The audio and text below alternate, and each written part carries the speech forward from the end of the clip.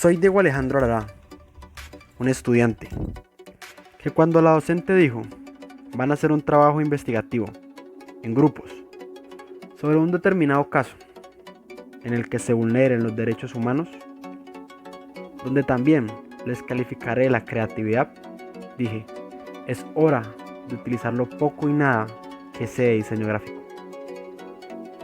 Mi grupo de trabajo, dejándose llevar por su imaginación, y yo, nos pusimos a investigar la sentencia o el caso conocido como. Para poder explicar bien este caso, debemos decir de una buena manera qué pasó. El 23 de enero de 1991, el comandante de departamento de policía de Putumayo habría ordenado a miembros de la Policía Nacional llevar a cabo una operación armada en la localidad de Las Palmeras, municipio de Mocoa. La policía estaría apoyada por funcionarios del ejército. En la mañana de ese día estarían unos niños esperando el inicio de clases. Dos trabajadores que se encontraban arreglando un tanque cerca de la escuela. En un terreno lindero se hallarían otros dos ordeñando una vaca. Y el maestro, que estaría por llegar a la escuela. Las fuerzas del ejército abrieron fuego desde un helicóptero, hiriendo a un niño de 6 años que se dirigía a la escuela, mientras la policía detuvo al profesor, a los hermanos, a los trabajadores y a otra persona no identificada. La Policía Nacional había ejecutado extrajudicialmente por lo menos a 6 personas. Los miembros de la policía y el ejército intentaron como justificar su conducta. En este orden de ideas, se habían vestido con uniformes militares los cadáveres de las personas ejecutadas. Se habían quemado su ropa y se habrían amedrantado a los testigos. Por otro lado, la policía había presentado 7 cadáveres como pertenecientes a subversivos muertos, presuntamente en un enfrentamiento. Dentro de esos cadáveres se encontrarían 6 cuerpos de las personas detenidas por la policía y uno que no se identificó.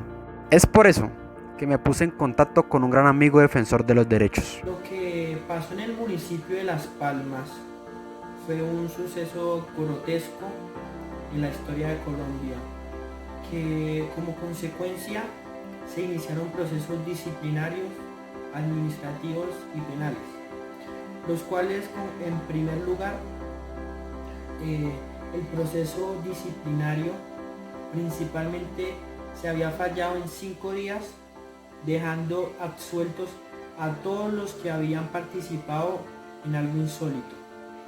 En segundo lugar, se habían iniciado 2 procesos administrativos en los que se reconoció que las víctimas no pertenecieron a ningún grupo y que el día de los hechos estaban realizando sus tareas diarias.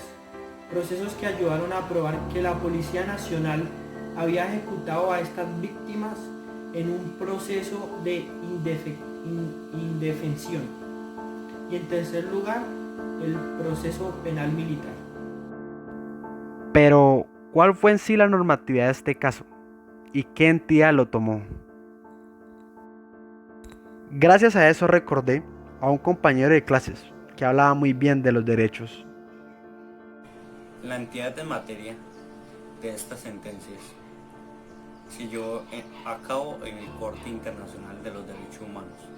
La Corte Internacional de los Derechos Humanos se basó en el artículo 29 y en el artículo 55, Reglamento de la Corte Interamericana de los Derechos Humanos, en donde gracias a esto se pueden tomar a fondo los hechos ocurridos y pueden enfrentar a la Corte Interamericana de los Derechos Humanos con el Estado colombiano. Ya teniéndolo conmigo le pregunté qué derechos fueron vulnerados en este caso. Comisión Americana de los Derechos Humanos. Derecho a la vida. Artículo 4. Derecho a las garantías judiciales. Artículo 8, numeral 1. Derecho a la protección judicial. Artículo 25, numeral 1. En relación con el proceso disciplinario, los artículos 8 y 25, la Corte observó que ejerció la doble función de juez y el parte no otorgó a sus familias las garantías judiciales contempladas. Lo que se refiere en este proceso militar penal, los jueces se encontraban encargados. Al caso estaba adscrito la Policía Nacional, institución a la que pertenecen las personas implicadas como autores materiales de los hechos. Mi personalidad impaciente no aguantaba más y cada vez más quería saber lo que se solicitaba en este caso. Lo que se solicitaba era que el Estado realizara una investigación judicial efectiva de los hechos denunciados y que se sancionaran a todos los responsables, además de que se otorgue reparación integral a los familiares de las víctimas y buscar si existe una séptima víctima. Además, que el Estado adopte las reformas necesarias a los reglamentos y programas de entrenamiento de las Fuerzas Armadas de Colombia para que sus operaciones se realicen de acuerdo a los instrumentos internacionales aplicables a los conflictos armados de carácter interno. Pero esto me llevaba a preguntarme qué manifestó Colombia en su defensa.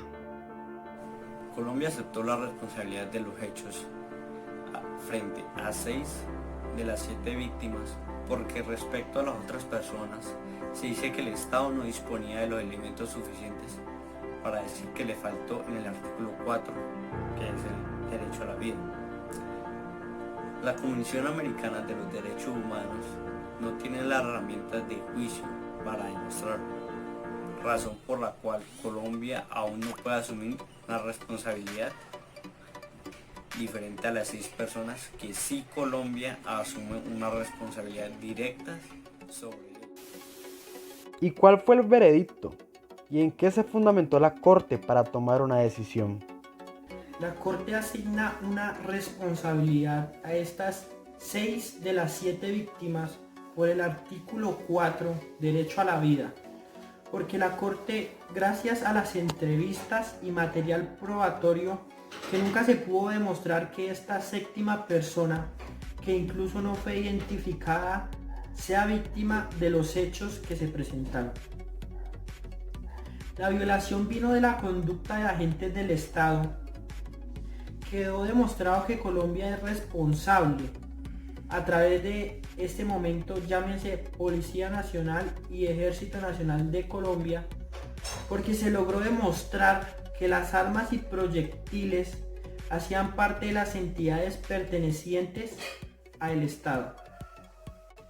Decidieron u ordenaron la etapa reparación a las víctimas y familiares, incluso a el entorno en el cual deberá estar en menos de 2 años, deberán estar reparadas las personas en base a los principios fundamentales del derecho penal. En cuanto a reparación, justicia y verdad, asimismo, el Estado en plaza pública debe asumir la responsabilidad de los hechos, las responsabilidades sobre las consecuencias posteriores a un acompañamiento desde el punto de vista psicológico y económico. Además, retomar el reconocimiento hacia el Estado por parte de las víctimas de este lugar. Después de todo esto, al fin pudimos encontrar 4 lecciones aprendidas. El aprendizaje que me deja este caso es que la democracia que tanto Colombia presume de ser la primera en Latinoamérica es una democracia falsa, creada y con orígenes en el conflicto social.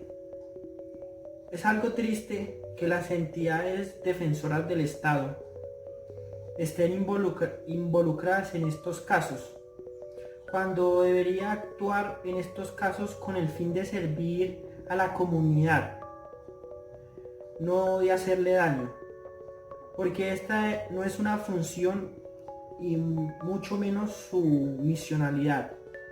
Debe ser transparente, nunca debe ser lo contrario. En este caso, debe ver que los derechos humanos se encuentran fallidos.